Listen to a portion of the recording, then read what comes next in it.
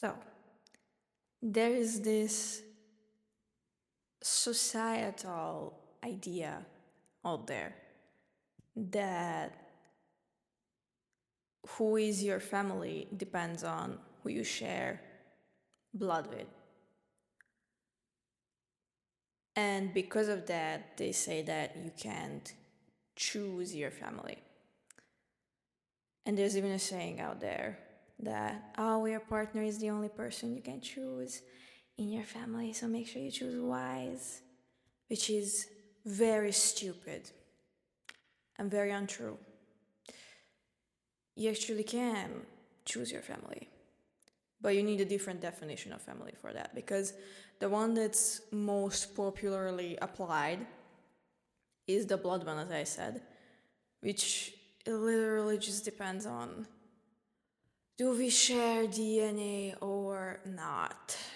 Do we have common blood or not? And not on whether you actually function as family.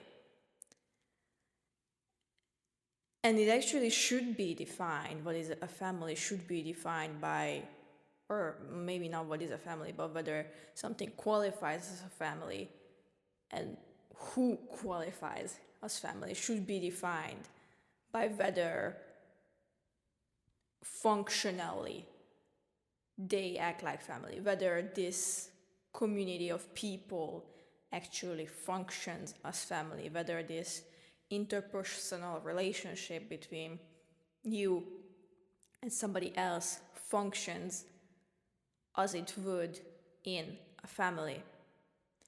Okay? Because at the end of the day, if you look at blood, it actually doesn't guarantee that you're gonna have a familial relationship with someone. And it also doesn't guarantee that they are going to fulfill their role to you as a family member. And by the way, their role is very tightly correlated to having a familiar relationship with someone, because guess what? The familiar relationship is built partly on you actually acting like a family member, you know? It's based on that. You develop a certain relationship with your mother because your mother does what mothers do. Same way with your father. Your father does what fathers do, and your parents collectively, they do what parents do. They take care of you in a very specific way. Okay? And that's what actually leads to you having a parental relationship with them later on in your adult life.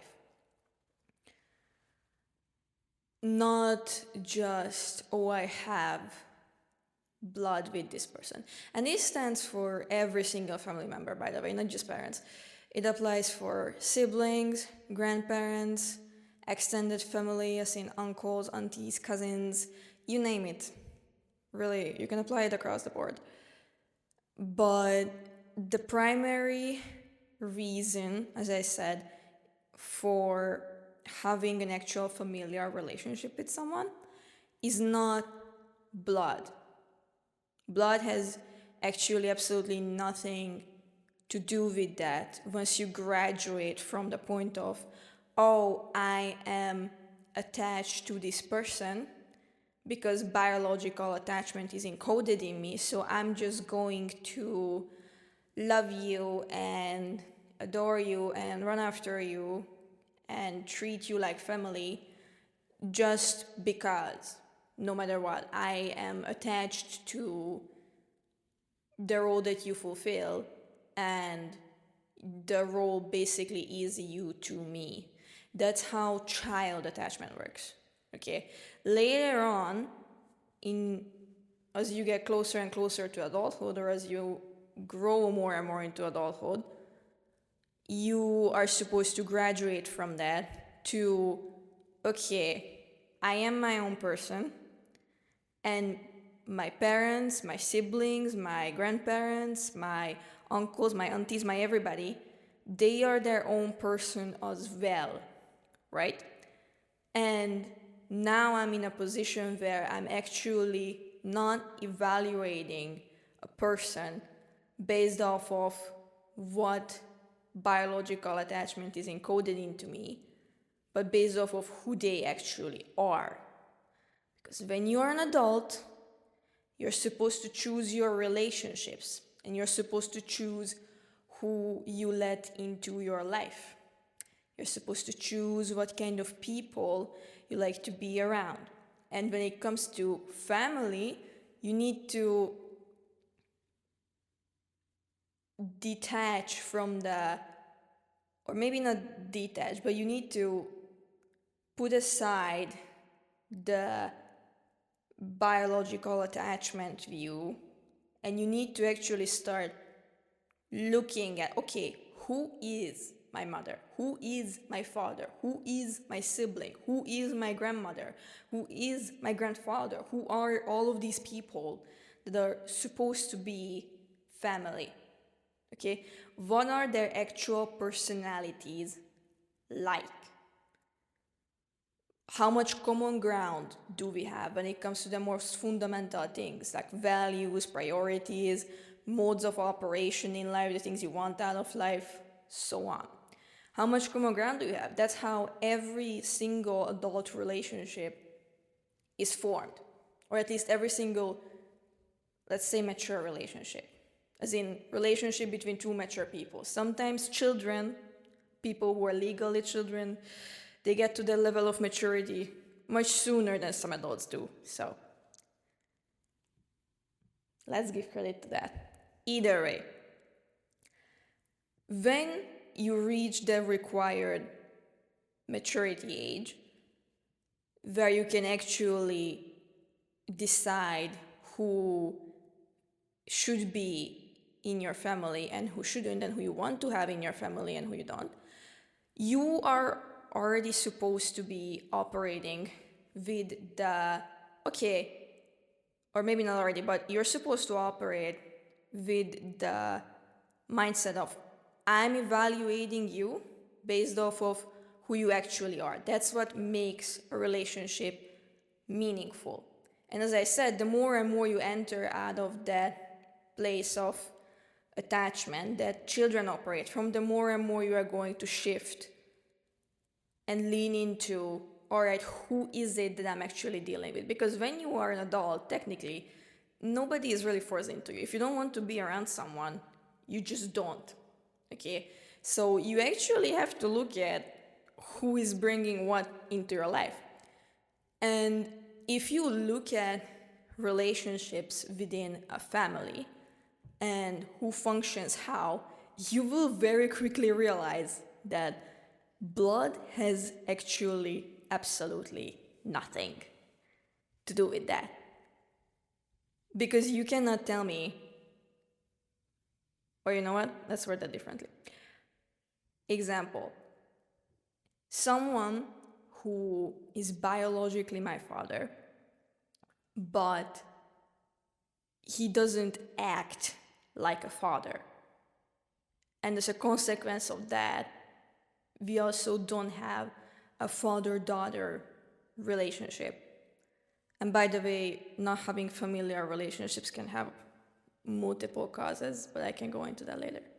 So this man is biologically my father, but he does not act like my father at all. And we also don't have a familiar relationship. Then that's not my father. Okay, you're not a father by function. You don't actually do the things that make a father a father. Okay? So by function, you are not an actual father. And you are also, in the extremes, you're also not family at all, on any level. Okay? And the same goes for grandparents, for uncles, aunties, cousins, your mother.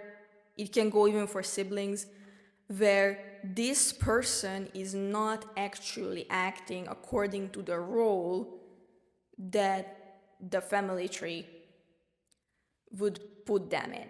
Okay, so they are not fulfilling the role that they should be fulfilling towards you. That's one. And you also don't have a familial relationship with this person. If I see you once a year and we barely tolerate each other, we don't have a conversation, or if yes, it's really just trying to not escalate things and tolerating your presence, and we don't actually talk, we don't have a meaningful connection or conversation, we have zero relationship with each other, and we also don't talk for the rest of the year after that one meeting, you're not present in my life. I have zero connections with you. I have no relationship with you, familial or otherwise.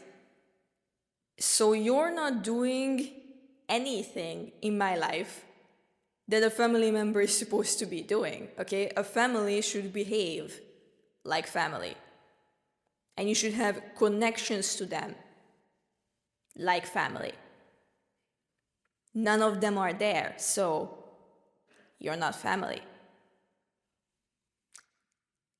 And that's the thing that a lot of people just simply don't like to, first of all, even question the statement that, oh, blood equals family. That's the societally pushed approach. And a lot of people just don't question it, either because it's ingrained in them so deeply that they are just unable to go against the grain.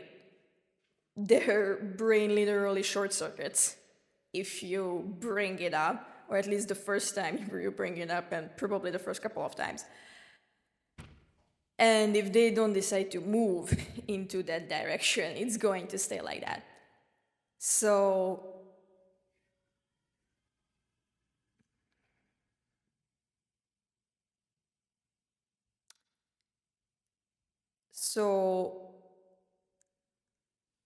they just never actually even evaluate the idea. They never ask questions. They never look at the evidence of, okay, who is in my life and what are they doing? How are they showing up?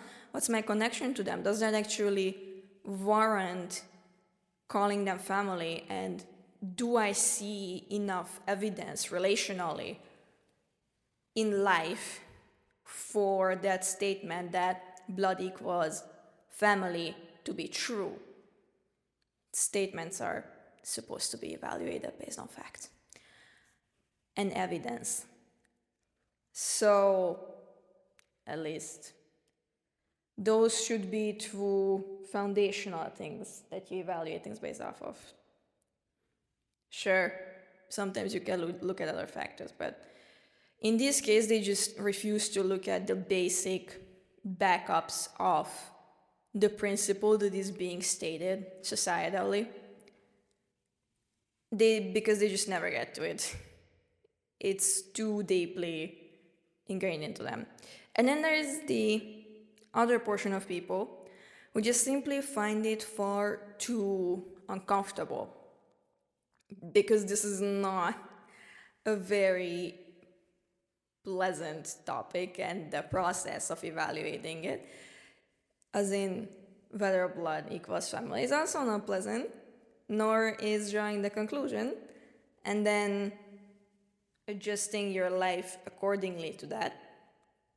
So the entire process is just not something that people who value comfort, emotional comfort, over actually doing something that is good for them, even though it's uncomfortable, would go for. They're not going to go for it. It's too much discomfort, and they are just not going to take it. So they would rather not evaluate the concept and never question it. So they're stuck with it.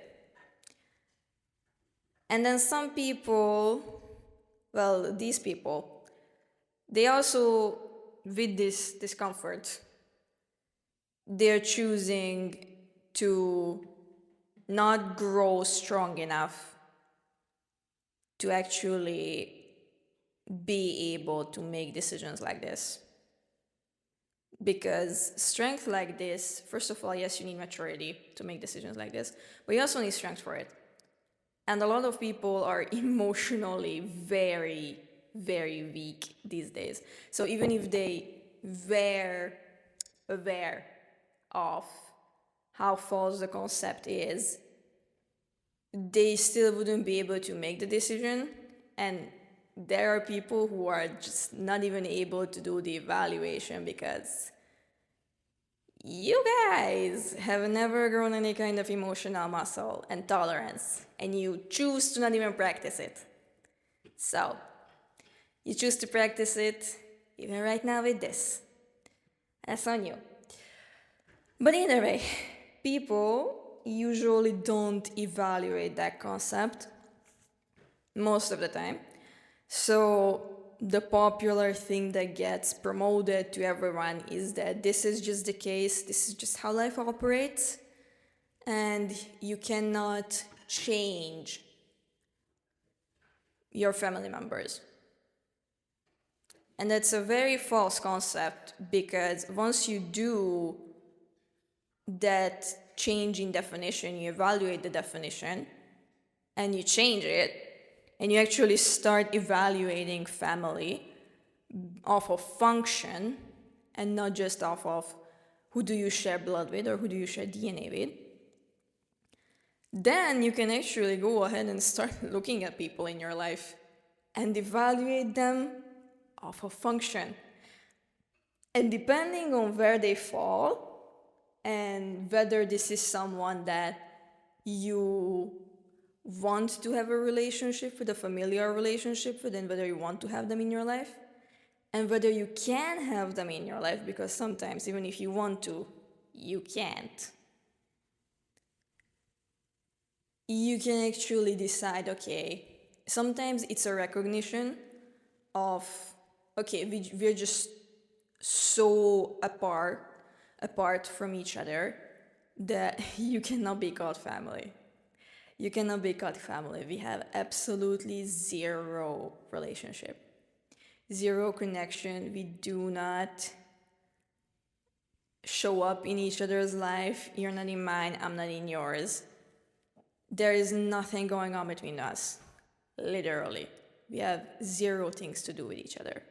So you cannot be called family. Sometimes it's a recognition of that, but then acting based off of that recognition is still a form of choosing, because you're not pretending that this person is your family. So you're choosing to align yourself with that, and in that you're also choosing actually who your family is and who isn't. And sometimes it's that, but it's also a recognition of you neglected this role so fundamentally, and you just have a personality that is so total opposite of mine, and we are so far away from each other, and you hold so different core values, principles, modes of operations for life, that I just simply cannot have you in my life. Okay, we are incompatible on such a fundamental level that it is impossible, basically, for us to have some kind of relationship. And that very often is correlated to the first one.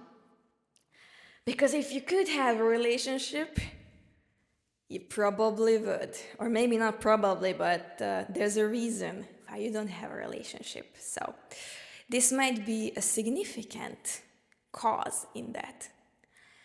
And then there is the third one, where you look at what this type of person is, you look at what they do and how they do it, how they operate, and it's not just the recognition of, oh, we don't have a relationship and I can't have any kind of relationship with you, but it's also the I actually don't even want to have any kind of familial relationship with you.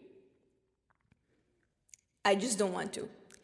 Based off of the evidence, based off of what kind of person you are, and based off of what I've seen from you up until now, I can determine that you are not somebody that I want in my life. And you are not someone that I want in my family. And I do not want to have familial relationships with you. I might not even want to have any kind of relationship with you at all. And I might not even want to have you in my life at all. So there are levels to this where you're just recognizing distance and difference, and where you're going, yeah, I'm actually completely opposed to doing anything with you for whatever reason. But whichever applies, and if a combination applies, then that, you can actually do it. You can do all of those things. You can recognize who is family and who is not for whatever reason and act based off of that. And it's not this case of, oh, I'm stuck with the circumstances of my birth and I just cannot change it and I can't do anything about it and I just have to suffer through it. No, you don't. You really don't, despite how much society loves to sell you the idea that you can't do what you need to do, that you can't do what you want to do, that you don't have the freedom for this. You absolutely can. If you want it bad enough, you're gonna do it. I know that. When people actually, truly, and deeply want something, they work for it and they make it happen. They make it happen as much as they just can, and in this case, as much as they just can is more than enough for you to make this happen. In most cases. Really. Yes, sometimes you have circumstances where implementing these things immediately in the physical reality is just not happening. Okay? It just doesn't allow you to, and I understand that. But point is that outside of those situations, if you are a regular adult with your own life going, and it's not this crucial importance that you, for whatever reason, don't cut those ties or don't remove those people from your family, you can do it. You can really do it. And most people don't do it not because they don't actually have the freedom for it, but because, as I said, they never actually get to the point to question the statement and the idea that is being sold to them. Or two, they don't do it because they are too weak to do it. And this is where what I said about weakness comes back, where they just choose to not do the hard thing. They choose to not be strong and do it. They choose to stay wherever they are. And look, at that point, that's a choice. That's a choice. And you made those situations. You contributed to them. You could have changed them if you wanted to, but you didn't. Apparently, you don't want people who should not be family removed from your family more than you want the comfort of staying there. Emotional comfort or social comfort, whatever it is, you want the comfort more than you want this. And also, not also, people just simply like to use the excuse of what's being promoted to them socially to justify why they are not leaving, why they don't put the people who should be put out of their life actually at the door. And they justify why they neglect themselves, why they allow people that really shouldn't be in their life still be in their life. And they justify it to themselves, to everyone in their life, literally. Because that's much easier than actually doing the thing. It's much easier than making those decisions and making the evaluations and then carrying out the conclusion that you arrive with, especially when it is, yes, it does not matter that this person is my brother or my grandmother, grandfather, father, mother, sister, whatever. It doesn't matter that this is what society told me that they are actually not that. And I'm going to live accordingly to that. And if I have to, I'm going to say it to them and make it blatantly clear. That is not comfortable. And most people avoid that discomfort. And they will use any and every kind of justification for it. The same way people like to use any and every kind of justification for why they don't do hard things in general. This is not new. This is just one of the many hard things that people don't choose to do these days. But either way, for one reason or another, they don't evaluate and they don't execute. And so everyone is stuck with the belief, or not everyone, but within the social sphere, the only thing that you actually hear about is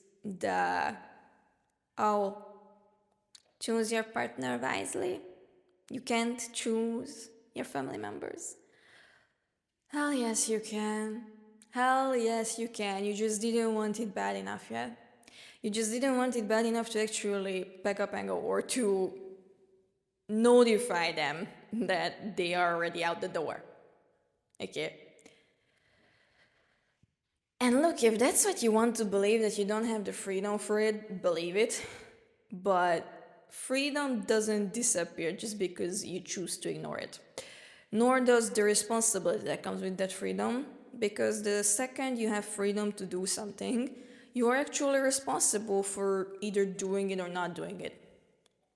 You are responsible for that, so you're still responsible for the way your life looks, even if you don't like to see that. And everyone else is also responsible for the way their life looks. Whether they choose to do something about it or not. But telling people that, oh, you cannot change your situation, that you cannot choose your people in your familial circle, it's just simply wrong, okay? It's not true. Why do you think adoption is a thing? Why do you think disowning people historically has been a thing for ages? Because it is true. It is very, very true. Okay? And anyone and everyone who reached a certain level of maturity can go ahead and choose who's going to be their father, their mother, brother, sister, grandfather, grandmother, uncle, auntie, cousin. I don't even think there is more family members at this point, at least of everyone. The only thing that's left is how many times removed are you in the extended family? But you can choose every single one of your family members, not just your partner. And don't live with the lie that you can't. You're not helpless. You are most likely an adult. As I said, sometimes kids also reach a very high level of maturity earlier than they should. But most likely you're an adult. You can go ahead and actually implement these changes in your life and choose what's going on. And sometimes kids can do it too. It has happened before. So you are actually in charge of what's happening in your life, and you're in charge of who you allow to stay and who you don't. Sure, you cannot choose who you are born to. You cannot choose who you share DNA with. But, and in that sense, you cannot choose who you encounter in your life, who you come across. The same way you can't control who you come across when you walk down the street, okay? But you definitely can control if you stay around those people, and you can control if you choose to keep them within certain circles of your life or not. That is 100% a choice that you have. And literally all it takes is evaluation, decision, implementation. Okay? So please, don't be fooled. Don't be fooled, and don't let other people strip away that freedom from you just because they don't like to face the concept that, yes, family members can be removed and they can also be added, but mainly that they can be removed for whatever reason, whether it's uncomfort with just having to hear the concept and knowing that you didn't actually do it even though you could have, and having to wrestle with the responsibility of not doing what you should have, and knowing that you are partially responsible for your own suffering, or whether it's just because it makes you uncomfortable to hear that you don't have a guaranteed place in other people's family and in other people's lives, and access to those circles and to the person and even just their life in general is not guaranteed. You cannot just do anything and treat them anyhow and still expect to get family access and family privileges. Okay? Whatever in it, or if it's something else that makes you uncomfortable, whatever. Irrespective of what makes you uncomfortable about it, or what makes other people uncomfortable about it, it still doesn't mean that it's not true. And just because most people don't like to say it out and don't like to face it, doesn't mean that it's not true. So don't live your life based off of a lie.